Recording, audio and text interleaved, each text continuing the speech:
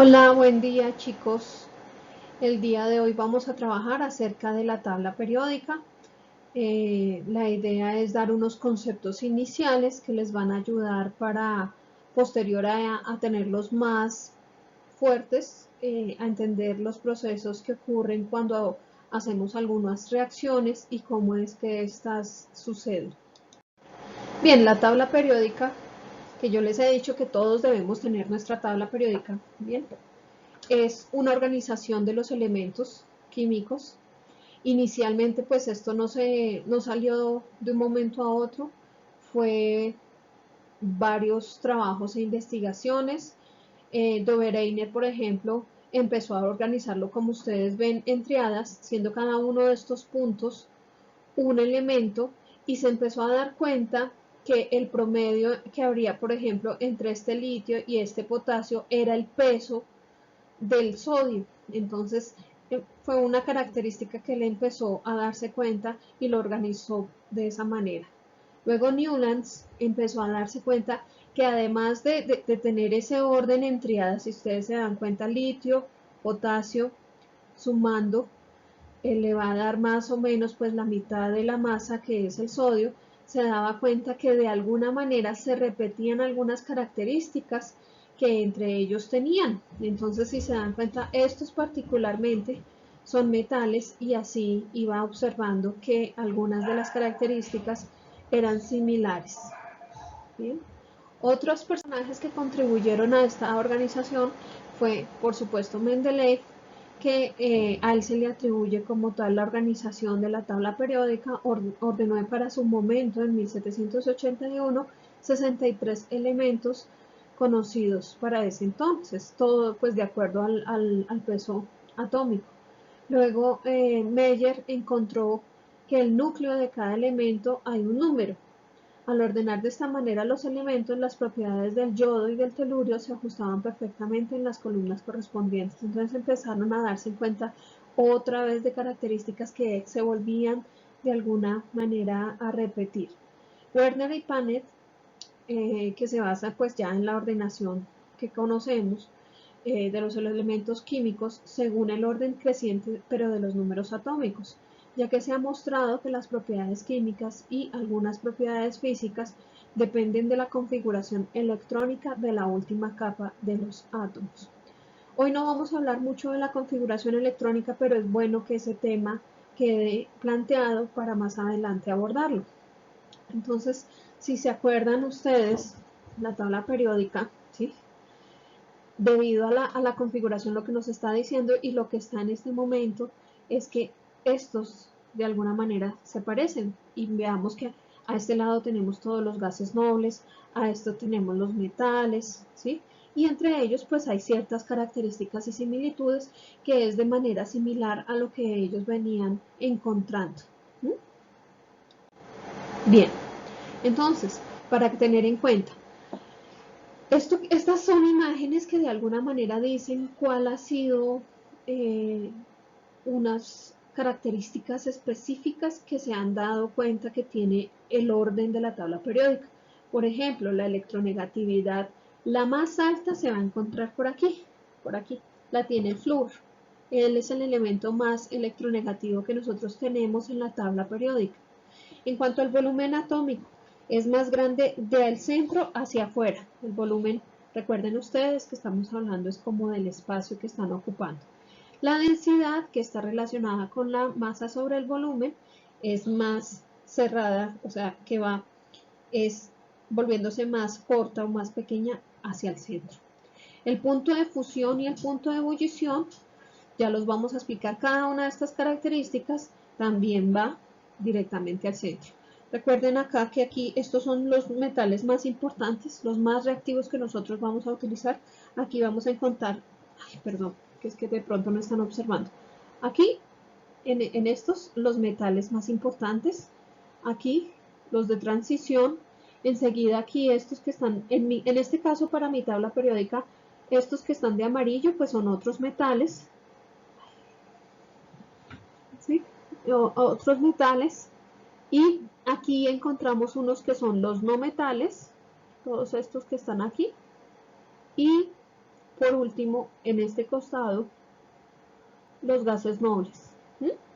Toda estos de aquí.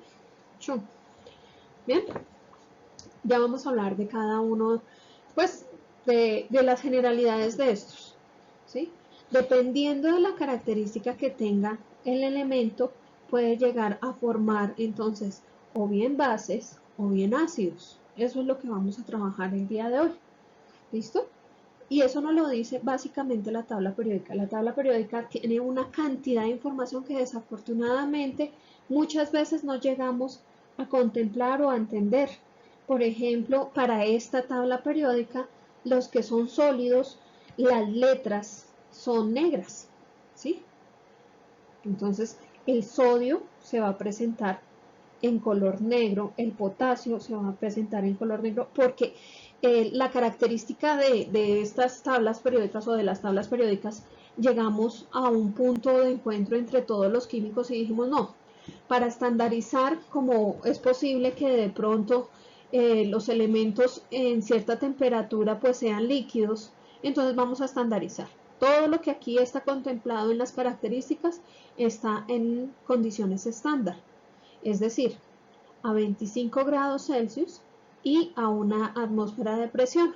Entonces, por eso es que podemos identificar los que están de negro y los que están de rojo. Para esta tabla es probable que las que ustedes tengan varíe, pues entonces los elementos son gaseosos. Mírenlos acá, flúor, oxígeno, nitrógeno, cloro, ¿sí?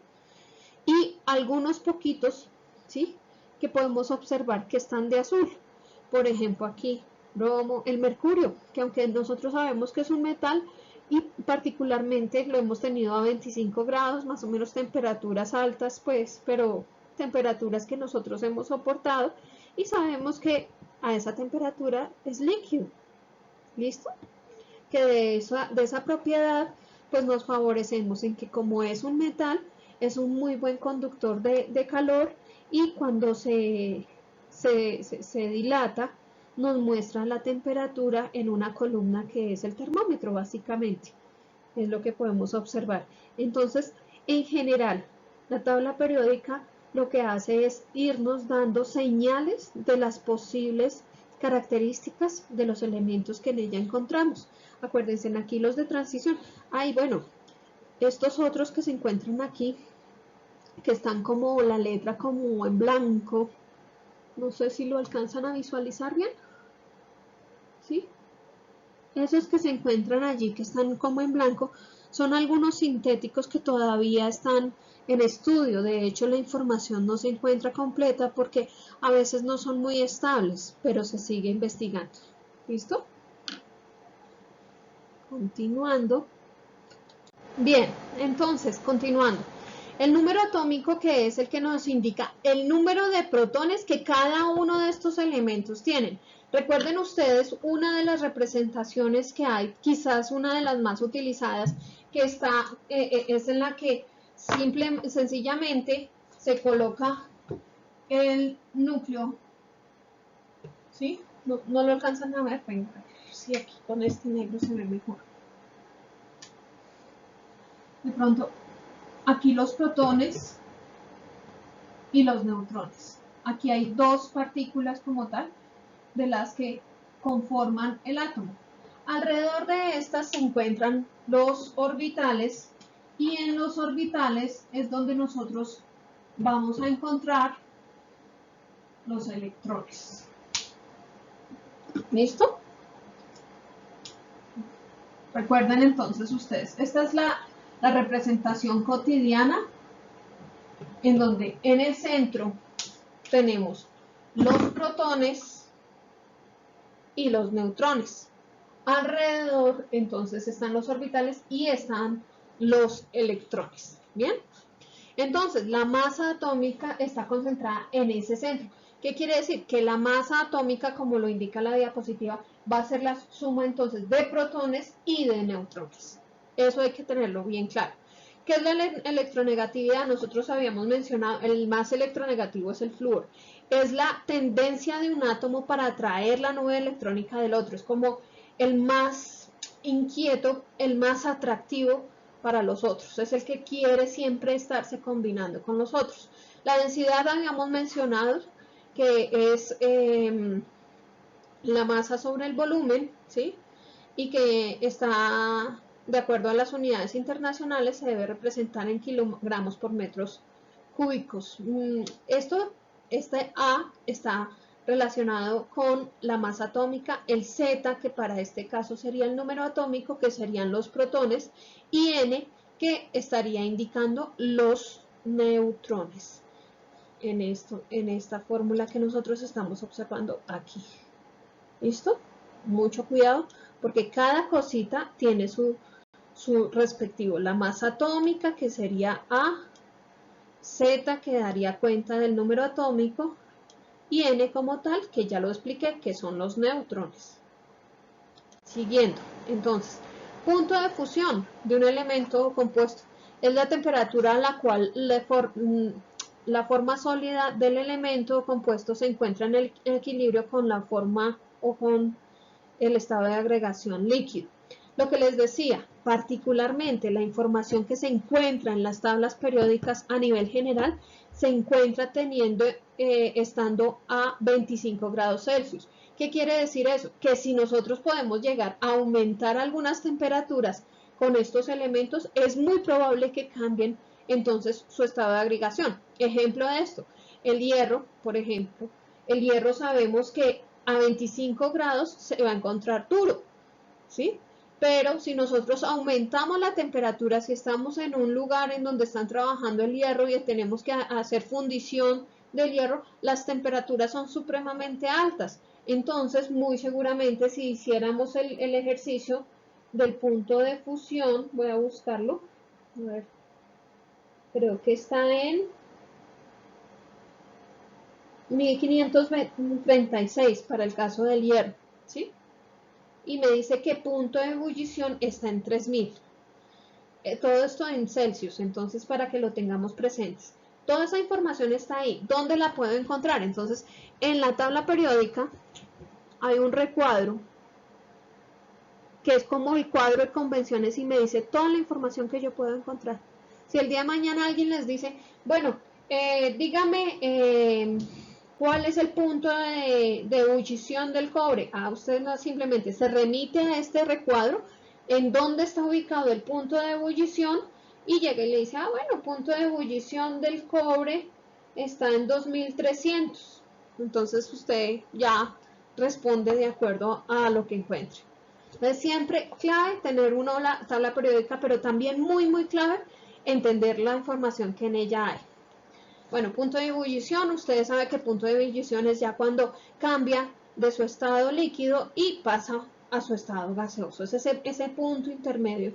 Ocurre fácilmente, siempre los químicos a nosotros nos gusta explicarlo mucho, aunque no es un elemento, sino es una molécula, ¿sí? Que es el agua, es esencial traerla como ejemplo siempre porque todos estamos familiarizados con eso.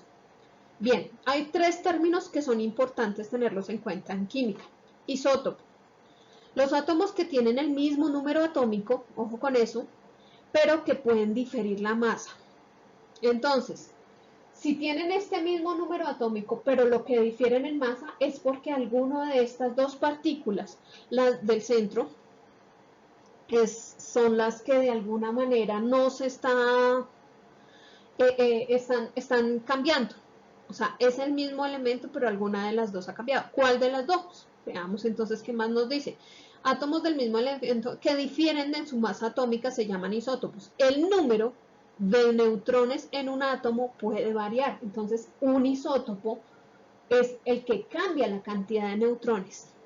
Estos isótopos son muy importantes porque son utilizados para diferentes trabajos en medicina, algunos de biología molecular, son aquellos que muchas veces son radioactivos, hay que tenerles mucho cuidado en su manejo, por eso la importancia de los isótopos. Ahora, isóbaros. Isóbaros tienen la misma masa atómica, pero son elementos diferentes, ¿sí? Como las personas, hay personas que pesan lo mismo, pero son totalmente diferentes. No tienen ni la misma característica ni nada por el estilo. Isotonos. Entonces, sí tienen el mismo número de neutrones, particularmente, ¿sí? Como ocurre con el boro y con el carbono 13. Tienen el mismo número de neutrones. Acuérdense, isotonos, neutrones, isóbaros, pues que son la misma cantidad, la misma masa. Isótopos, lo que cambian son los neutrones porque cambia como tal entonces la masa atómica, pero la cambia por los neutrones, no por los protones. Pilas porque esa pregunta es probable que salga. Bien, este cuadro de convención, este que estoy señalando en la presentación, ¿sí?, es el que yo les decía y les indicaba de alguna manera aquí. Perdón, aquí. En este lado viene uno y en este lado viene otra información también muy valiosa. Para este ejemplo, entonces nos habla del cobre, que es el número 29, lo que nos va a decir entonces que tiene 29 protones, nos dice acá la masa, ¿sí? 63.54 gramos, que esta va a ser probablemente los estados de oxidación, y esto de aquí tiene que ver con la configuración electrónica. Si bien es cierto, no lo vamos a trabajar en este momento, entonces sabemos que el cobre es un metal, sabemos que a 25 grados se encuentra sólido, lo hemos visto, es un color amarillo quemado, brillante, muy bello, que es muy bueno para que conduzca electricidad, incluso es muy bueno para que también conduzca el calor, como ocurre con los pailones de cobre y que a veces hacen dulces, eso ocurre. Y en cuanto a la configuración electrónica, solamente por decirles, este paréntesis que ustedes encuentran aquí, que estoy señalando en este momento, el argón, lo que me quiere decir es que tiene toda la configuración del gas noble inmediatamente anterior, más un 3D 10, argón, no sé qué debe estar por acá, sí, mira. Me dice, toda la configuración es como para presentarlo resumido. Entonces, como no podemos colocar todo ese chorrero que antes nos enseñaban 1S2, 2S2, 2P, no, 6, no, todo eso no lo colocamos, sino decimos toda la configuración del argón más 3D10 y 4S1. Con eso completas la configuración electrónica. Entonces, al meter entre paréntesis el argón, ya me queda para mí claro que es completo lo anterior. ¿Listo? Bien. Siguiente. Bien, valencia y estado de oxidación. Hay ciertas ambigüedades que es bueno aclararlas. Entonces, valencia, que es la capacidad de combinarse. Si se acuerdan, habíamos hablado que la electronegatividad era la oportunidad, como que el que más le gustaba combinarse, como que el que más activo era para combinarse. En el otro es la capacidad, porque no es lo mismo cuando tú puedes combinarte, ¿sí?, que el flúor lo hace, que la capacidad que tú tienes, ¿sí? Eso es como cuando uno decide tener pocos hijos o si de pronto puede tener muchos más. Una cosa es la capacidad que tenemos, ¿bien? Y el estado de oxidación, que es el número de electrones en un átomo que puede captar o que puede ceder. Ojo, eso ya ocurre es en la molécula, ¿sí? Entonces, para que una molécula sea estable, el número como tal de los estados de oxidación de los elementos presentes tiene que ser 0. De lo contrario, entonces estaríamos hablando probablemente de un ion. Y también resulta que la tabla periódica nos trae los iones, tanto orgánicos a veces, y he visto últimamente algunas que incluso vienen los inorgánicos, ¿sí? No se preocupen, vamos a ir paso a paso, eso lo vamos a ver más adelante, ¿bien? Estas son unas reglas para la asignación del estado de oxidación. Voy a permitirme leerlas. Y dice, el número de oxidación de todos los elementos libres es 0. Es decir, cuando ellos no se encuentran aún combinados, aún haciendo molécula, pues en ese momento es 0. No está compartiendo absolutamente nada. No está ni recibiendo ni está cediendo electrones. Que acuérdense que los electrones, que son los que tenemos en la parte de la molécula, en los orbitales, ellos son los que de alguna manera ayudan a formar la molécula. En ese momento, como ellos están quieticos, pues es 0. Dice, el número de oxidación del hidrógeno en sus compuestos es +1, excepto en los hidruros metálicos, que es -1. Eso quiere decir que ya de una me está diciendo, ojo con este muchacho, que este muchacho tiende a trabajar con +1, eventualmente con -1. Pero ya de una, a este ya lo clasificó como un especial. El número de oxidación del oxígeno, y el oxígeno es supremamente importante también, porque de hecho de ahí parte para formar todo el resto de moléculas grandes que hay en toda la química, ¿sí? En sus compuestos es -2, excepto en los peróxidos. ¿Cuál peróxido? Por ejemplo, el agua oxigenada es un peróxido de hidrógeno, ¿sí? Ahí es -1, ¿bien? El número de oxidación de los metales alcalinos es siempre +1. Ah, pues aquí, ¿sí?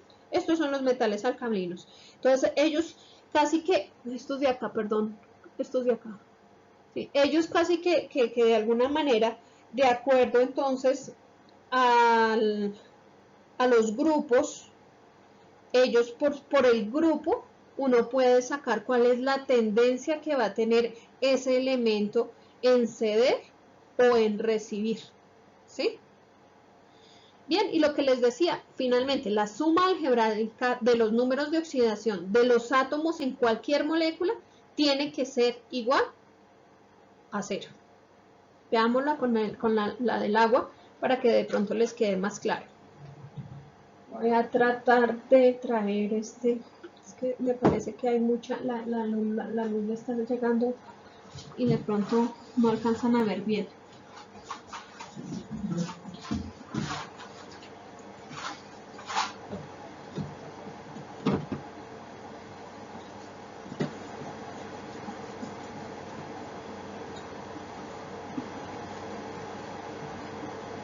Entonces, chicos y chicas, siempre que ustedes vayan a, de alguna manera, a trabajar con una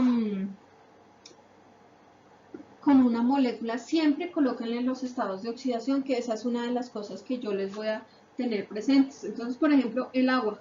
Ustedes saben que la molécula de agua es H2O, ¿sí? Mira, te traigo la cámara. A ver si ahí queda mejor.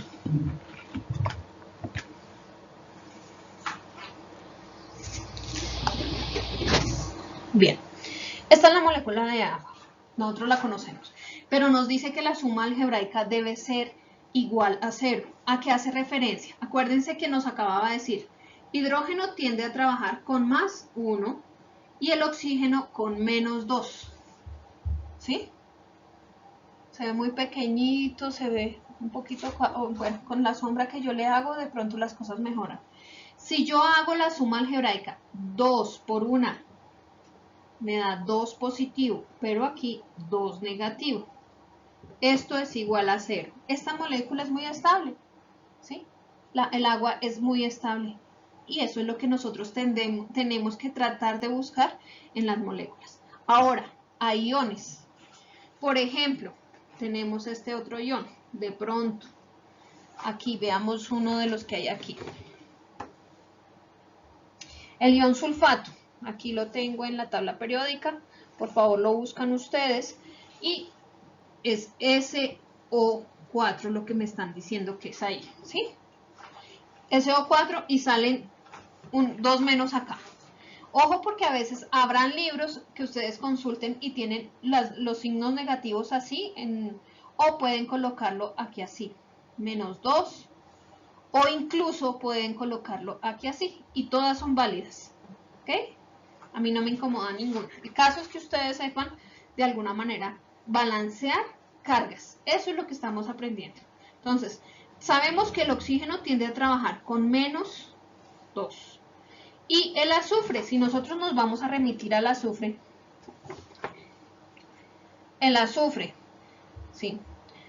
Está ubicado, el número es el 16, está ubicado en el grupo 6. Entonces yo le voy a colocar que va a trabajar con 6, ¿sí? Porque él tiende a trabajar con eso. La suma algebraica me tiene que dar 0. Mire, si ustedes se dan cuenta, aquí 6 por 1 imaginario de subíndice me da +6. 4 por 2 me da 8, -8. Esto me da igual a -2. Mire el -2 a qué hace referencia. A todo ese guión, ¿sí? hay iones negativos, hay iones positivos, ya iremos nosotros hablando entonces de cationes o de aniones. Bueno, para este caso, este ion, ¿sí? Y acá tenemos el ion y en efecto se llama ion sulfato. A eso es que hacemos referencia, ¿bien? Entonces, teniendo en cuenta de todas estas situaciones, vamos a ver un cuadrito que yo tengo en la siguiente diapositiva.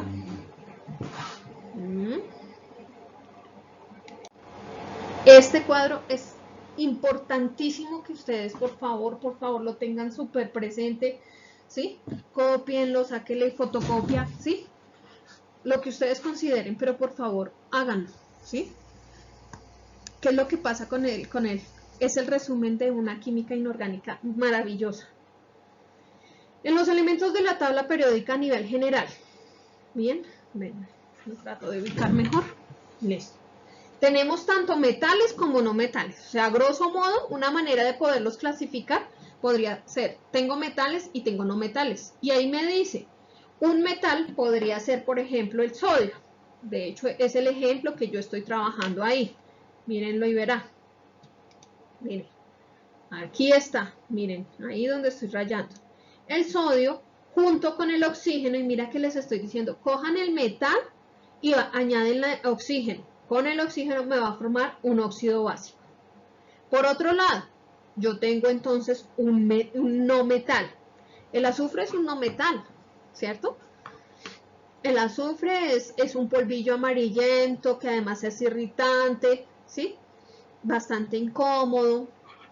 Ese no metal junto con el oxígeno, pues me puede formar como aparece a este lado. Miren acá, un óxido ácido, ¿sí? Para este caso, entonces, el azufre, como hicimos en el ejemplo del tablero, es un S+6O3. Des en cuenta que uno trata de alguna manera, eso lo vamos a ver también poco a poco, porque esto no se trata de que de una ustedes lo manejen. Lo que quiero que quede claro es que la tendencia de los que luego de las moléculas o de los que estamos formando aquí, los hidróxidos, es un pH por encima de 7, o sea, entre 7 y 14. 7 para nosotros es neutro en los químicos, ¿sí? Entonces aquí tiene que ser mayor el pH a 7. Y aquí va a ser menor a 7. En el centro vamos a encontrar los neutros. Voy a tratar de escribir. A mí no me va muy bien con esto, pero bueno. Neutro.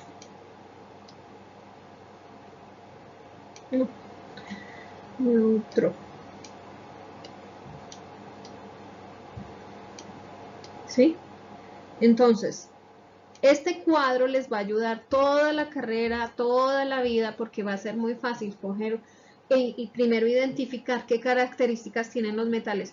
Pues que son brillantes, que son buenos conductores de calor, buenos conductores de electricidad, ¿sí? Ellos junto al oxígeno entonces me van a formar óxidos básicos. Luego, cuando ese óxido básico lo voy a enfrentar quizás con el agua, ¿sí? Que aquí la tenemos, entonces me va a formar, ¡pum!, el hidróxido, ¿sí?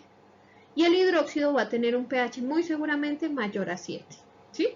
Para este lado, entonces, los que no son metales, como estábamos hablando, el azufre junto al oxígeno, entonces me va a formar un óxido ácido, posterior a ese le voy a echar agüita y va a ser el pH menor a 7. Neutro tiende a ser 7, entonces siempre tiende a ser 7. Entonces el ejercicio que vamos a hacer de alguna forma con el laboratorio es identificar algunas sustancias que se comportan o bien como hidróxidos o bien como ácidos, utilizando un indicador natural. ¿Sí? Eso yo se los explico entonces en la sesión de clase. Hasta ahí, espero que les haya quedado claro. Si hay preguntas, por favor, anótenlas. para que en el momento del encuentro sincrónico nos podamos hablar. Gracias.